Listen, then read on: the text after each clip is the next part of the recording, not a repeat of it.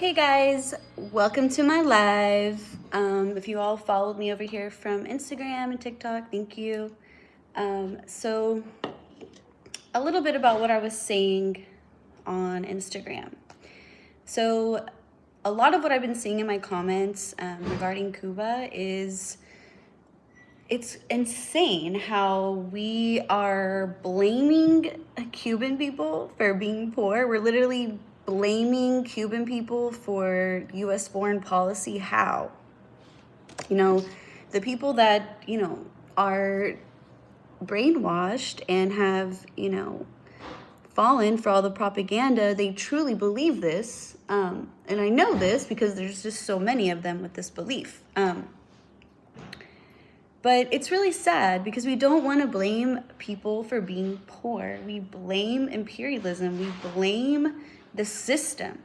There's a difference between personal accountability and living under an oppressive system, a political economy that does not work for the vast majority of people. There's a big, big difference. So it's funny how the people that literally left Cuba, these people commenting all this shit today, you guys literally left. You sold your own people out. Why are you complaining? Why are you bitching about how activists and influencers use their privilege? Like, I'm sorry, but if I had privilege like that, or like I have some privilege, like if I have a bunch of privilege and I can just go travel the world and like deliver aid, like I would do that. Why are these Cubans that supposedly love Cuba so much, why do they want it to be like Venezuela? Why do they want it to look like, if you love the island so much, why do you want it to be like Iran? Like, why do you want it to be invaded? Like, it's already being strangled. Like, you guys don't get it. Like, oh, these activists, they're so privileged. Well, okay, I'm glad they're using their privilege. Like, okay. Like, since when are we complaining about how people use privilege? And since when are we blaming poor people for being poor, for being in poverty due to U.S. sanctions, embargoes, imperialism, etc.? Bro, I guess we'll never know. I guess we'll never know. I guess we'll never be able to blame the Cuban people because we never give them a solid fucking chance to do what they want to do with their land and their resources and their people, their island. Like, who the fuck do we think we are?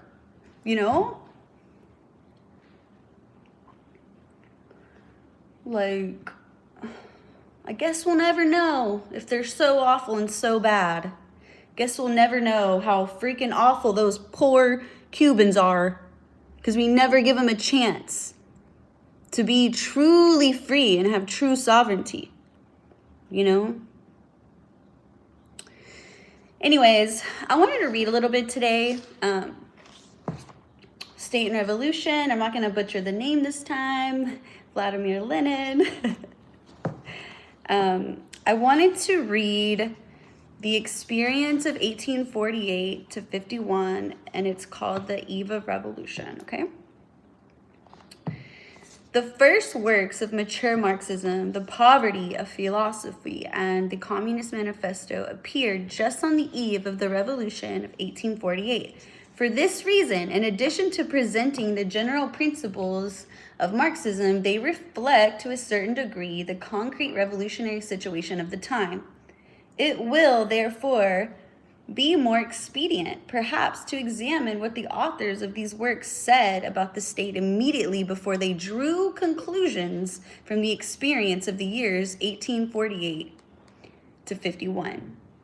Are y'all still with me?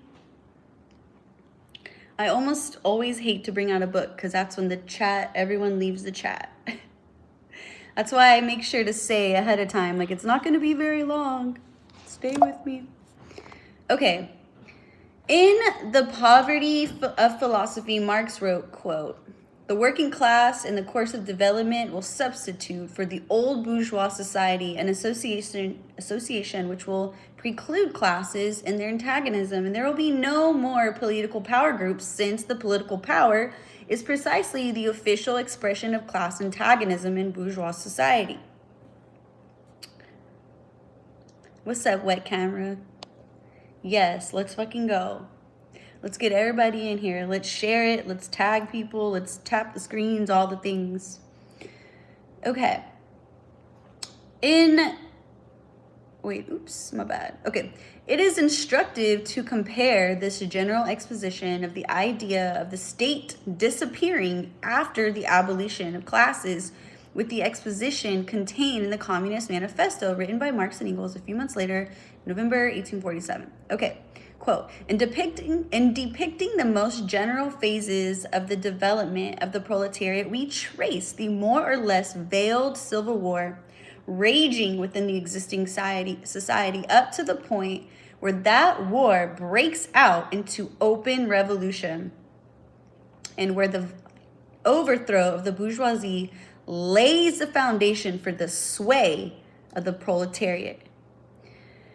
I chose to keep this small and short and sweet for a reason. You're about to see why. Okay. Quote, we have seen above that the first step in the revolution by the working class is to raise the proletariat to the position of the ruling class, to win the battle of democracy. To change your mind about,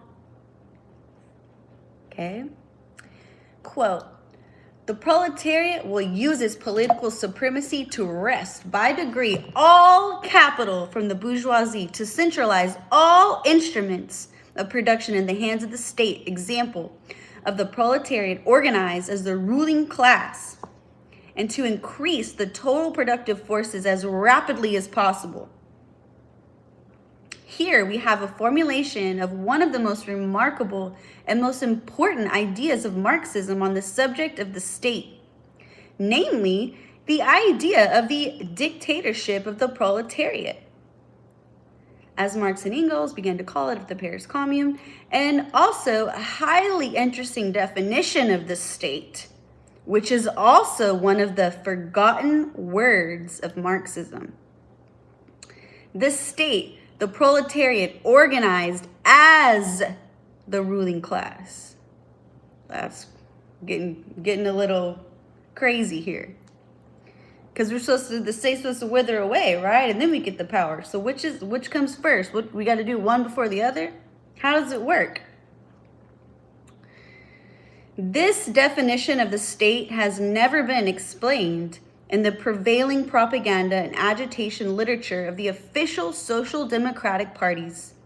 More than that, it has been deliberately ignored, for it is absolutely irreconcilable with reformism and is a slap in the face for the common opportunist prejudices and Philistine illusions about the peaceful development of democracy.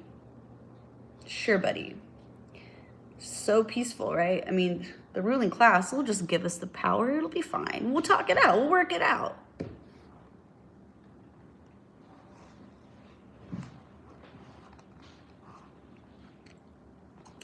The proletariat needs the state. This is repeated by all the opportunists, social chauvinists, and Trotskyites, who assure us that this is what Marx taught. But they forget to add that in the first place, according to Marx, the proletariat needs only a state which is withering away. Example, a state so constituted that it begins to wither away immediately and cannot but wither away. And secondly, the working people need a state. Example, the proletariat organized as the ruling class. The state is a special organization of force. It is an organization for the suppression of some class. What class must the proletariat suppress? Naturally, only the exploiting class. Example, the bourgeoisie. The working people need the state only to suppress the resistance of the exploiters. Fucking dope. And only the proletariat can direct this suppression, and they can carry it out. For the proletariat is the only state. I'm sorry. For the proletariat is the only class that is consistently revolutionary, the only class that can unite all the working and exploited people in the struggle against the bourgeoisie and completely removing it. Come for y'all. The exploiting classes need political rule to maintain exploitation. Example, in the selfish interests of an insignificant minority against the vast majority of all people. The exploited classes need political rule in order to completely abolish all exploitation. Example, in the interests of the vast majority of the people and against the insignificant minority consisting of the modern slave owners, the landowners, and the capitalists. The petty bourgeois Democrats who sham socialists, who replace the class struggle by dreams of class harmony, even pictured the socialist transformation in a dreamy fashion. Not as the overthrow of the rule of the exploiting class, but as the peaceful submission of the minority to the majority, which has become aware of its aims. This petty bourgeois utopia, which is inseparable from the idea of the state being above the classes, led in practice to the betrayal of the interests of the working classes, as was shown, for example, by the history of the French revolutions of 1848 and 1871, and by the experience of socialist participation in bourgeois cabinets in Britain, France, Italy, and other countries at the turn of the century. All his life, Marx fought against this petty bourgeois socialism, now revived in Russia by the socialist revolutionary and Menshevik parties. He developed his theory of the class struggle consistently down to the theory of political power of the state. The overthrow of bourgeois rule can be accomplished only by the proletariat, the particular class whose economic conditions of existence prepare it for this task and provide it with the possibility and the power to perform it. While the bourgeoisie break up and disintegrate the peasantry and all the petty bourgeois groups, they weld together, unite, and organize the proletariat.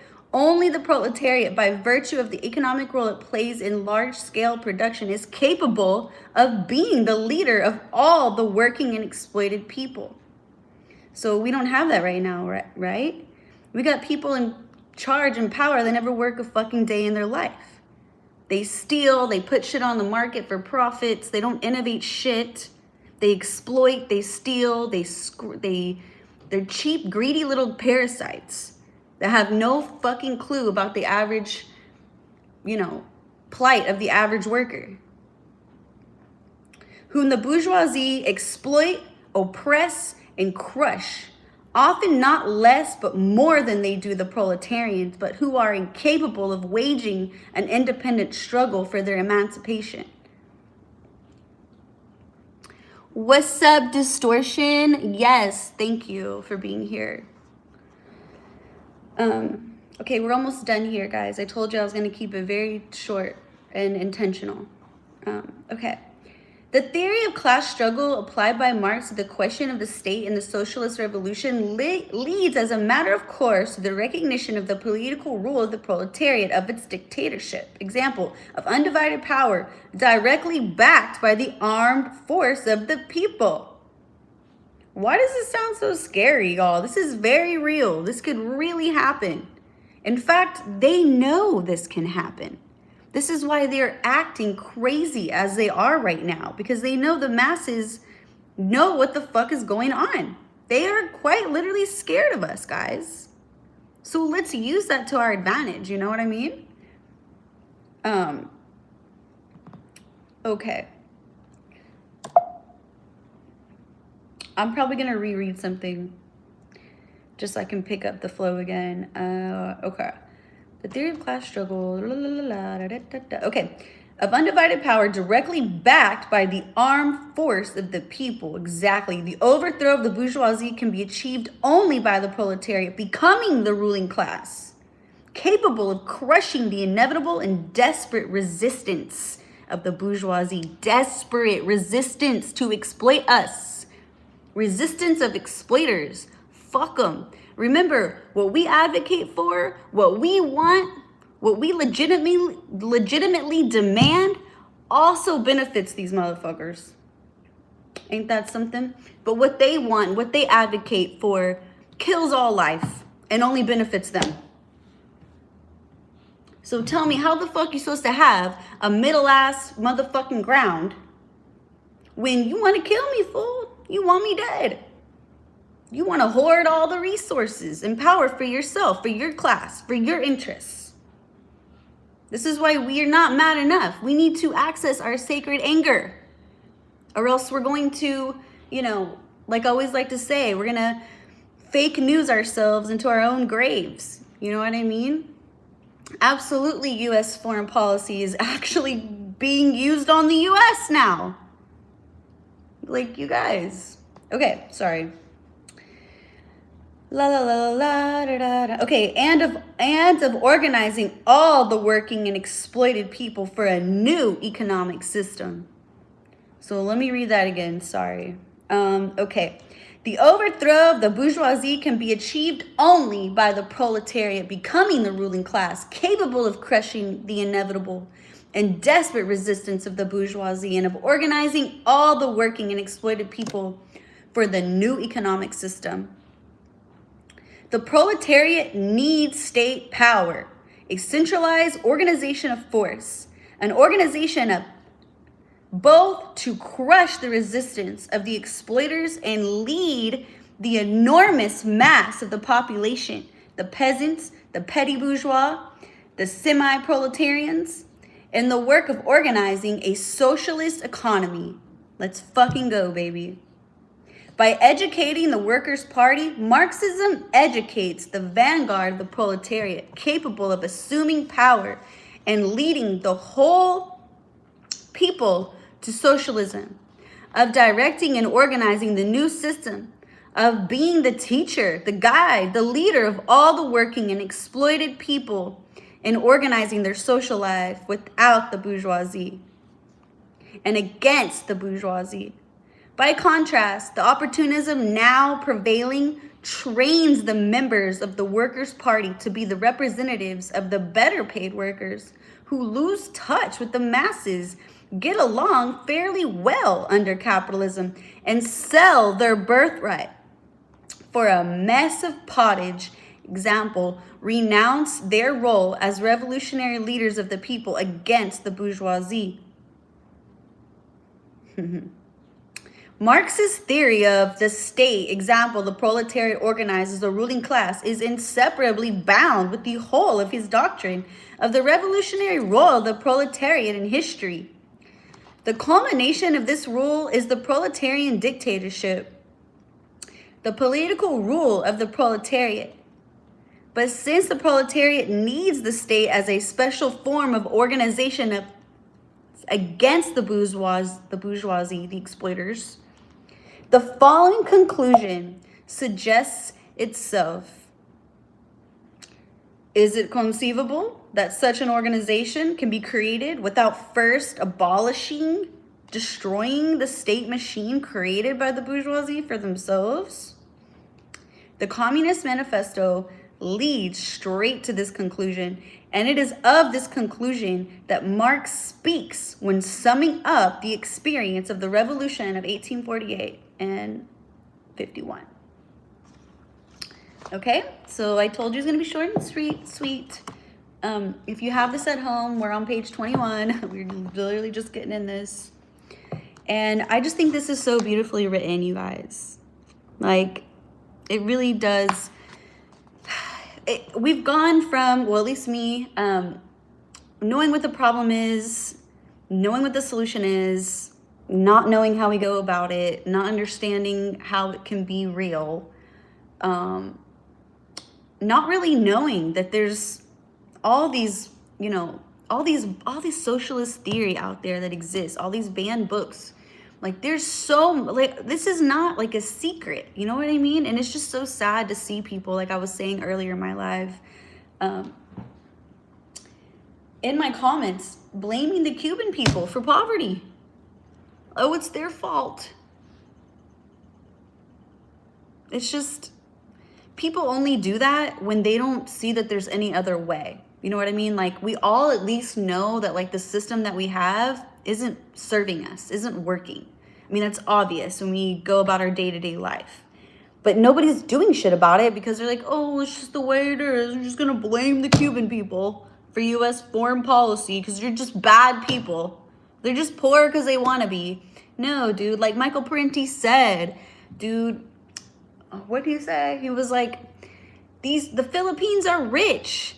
These places are rich. They have resources, you know? They only become poor and destabilized once America comes and sticks its dick in there, like it always fucking historically, famously, infamously does. You know, I just think it's quite, like, it's fucked up, it's unfair, it's backwards, it's clear fucking brainwashing, you know, that people think this and speak this way. It's enraging, you know, but this is why we have to go live, we have to read, we have to talk about these things, we have to become the media itself, because we cannot rely on our news stations or any of our, I mean, we've voted out all of the freaking public, you know, resources. Like, we have to connect and save each other and help each other. And we have to work together to build a system outside of this dying one. We also have to work to survive under it while simultaneously working to dismantle it. So I didn't say it was easy. I said it's possible. I said it's something that we can definitely do, but we have to all get on the same page. Same page, different book. We got to get on the same book, on the same page, okay? All right, this is going to be it for me today, you guys. Thanks for being here, and we'll pick up with, what was it again? My bad. We'll pick up with the revolution summed up on my next live. Okay, bye.